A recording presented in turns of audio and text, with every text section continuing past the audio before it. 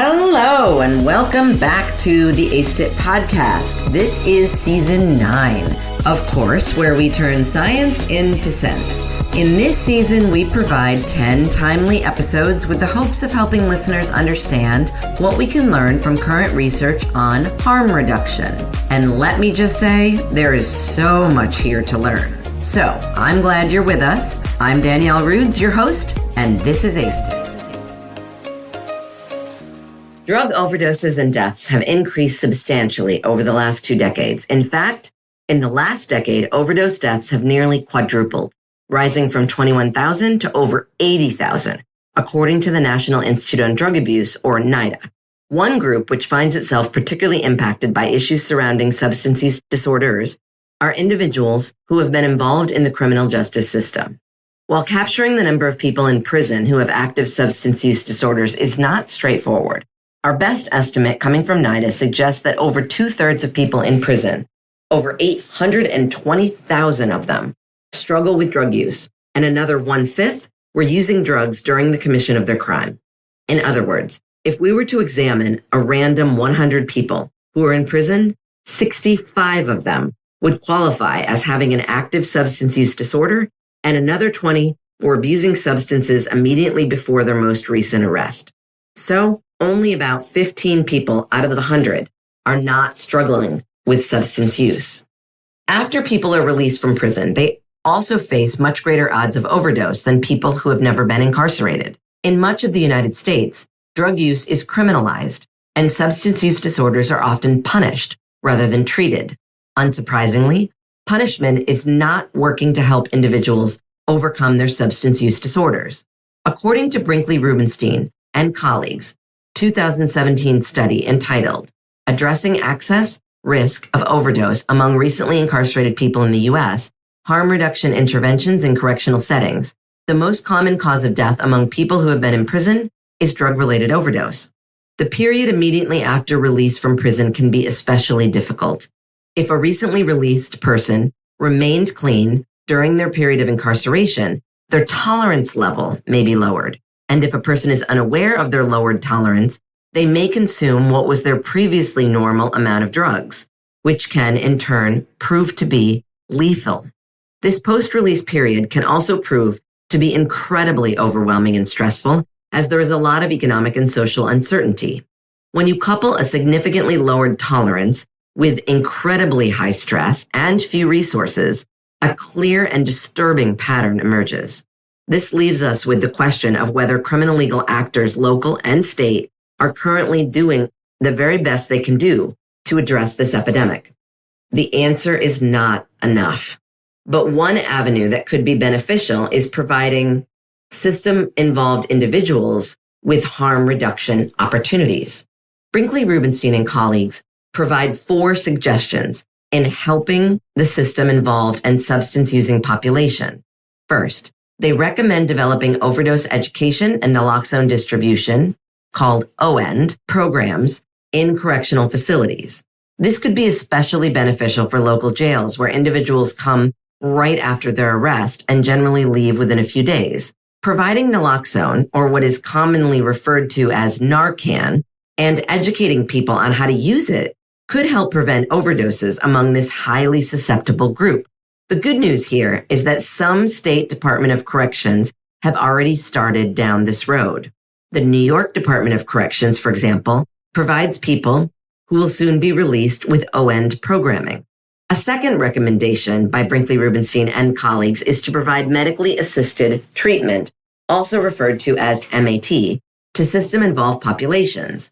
Only a handful of jails and prisons across the U.S. use this harm reduction technique, but it has been proven to be incredibly effective, and so should be the standard of care in correctional facilities. The third recommendation is to develop overdose risk screening techniques that can connect soon-to-be released individuals with appropriate treatment and wraparound services. Not least, Brinkley Rubenstein and colleagues recommend interagency collaboration. It's no secret that the corrections system in the United States is overburdened and understaffed. Putting an additional risk on the system may not be feasible. This is where community-based partners can be incredibly beneficial. These partners can help in providing MAT during incarceration, or help with wraparound services post-release. This article, which was published over 7 years ago, has what might seem as a relatively straightforward and practical solution to a problem plaguing many correctional facilities and hundreds of thousands of individuals. Yet, given that the patterns of drug use and overdose among the system-involved population have only gotten worse, it is clear that insufficient change has happened. Barriers to harm reduction efforts span multiple areas, and Gorella and colleagues provide an overview of implementation barriers in their 2020 article entitled A Scoping Review of Barriers and Facilitators to Implementation of Medications for Treatment of Opioid Use Disorder Within the Criminal Justice System. The harm reduction barriers include institutional, programmatic, attitudes, and systemic factors. In terms of institutional barriers, many correctional facilities simply do not have the workforce needed to provide services. That is in terms of both size of the workforce, but also in terms of the knowledge needed to provide harm-reducing services. Many physicians who work in criminal legal system environments do not have qualifications to work in addiction medicine. There are also institutional barriers that are policy-based. Some facilities restrict the use of harm reduction efforts, like MAT, to only a small subset of the incarcerated population, like pregnant people. When programs are available, Gorella and colleagues find that they often do not follow medical recommendations for safe withdrawal management and drug use treatment. This is in part influenced by the fact that there is still quite a bit of stigma when it comes to substance use disorders in the criminal legal system and by the zero tolerance policies that the system works under more broadly. Often, people in jail are left to go through withdrawal without proper medical assistance. This can be a traumatizing event, which can leave people unwilling to further interact with any substance use treatment offered during their sentence. It is no surprise that another barrier exists is attitudinal. Many staff and administrators working in correctional settings still prefer abstinence-only based treatment rather than medically assisted treatment due to both ideological biases and lack of understanding of MAT efforts. Another barrier to harm reduction efforts among correctional population is a general lack of connection between institutional treatment and community-based treatment. Using community-based treatment is critical for people who are re-entering society after incarceration. Some such harm reduction efforts exist. Victor, Ray, and Watson published a study in 2024, which focuses specifically on harm reduction strategies used by individuals with a history of incarceration. This study collected information from people who participated in the Syringe Service Telemedicine Access for Medication-Assisted Intervention, or STAMINA for short, with and without a history of incarceration. To be included in the study, a person had to be able to speak English, be at least 18 years old, have an opioid use disorder, and be interested in medically assisted treatment.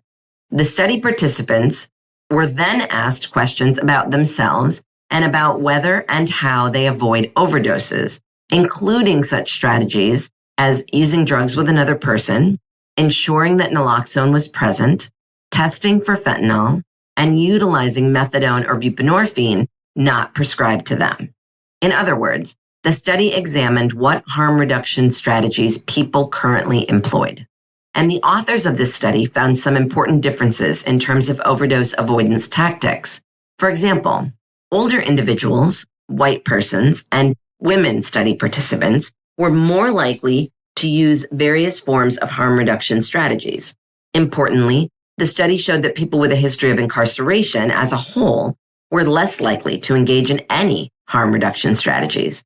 This means that system-involved people are at a greater risk of overdosing than non-system involved people.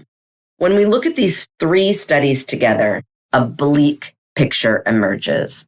Many people who are justice system involved, especially those who are in our jails and prisons, also struggle with substance use disorder. Instead of providing treatment for a medically recognized disease, people who use substances are punished. Placement in correctional facilities that have a zero tolerance policy for drug use put people at risk of undergoing traumatizing withdrawal, followed by little medical treatment or counseling and inadequate linkage to community-based treatment after release. To decrease the barriers to harm-related efforts, we can begin by addressing the suggestions by Brinkley Rubenstein and colleagues educate and provide naloxone treatment to all individuals in prisons and jails, staff, and residents, expand the use of medically assisted treatment in correctional settings, develop a better safety net for people who are at risk of overdosing after leaving correctional settings, and create a linkage between institutional and community-based treatment. We can do this. In fact, we must.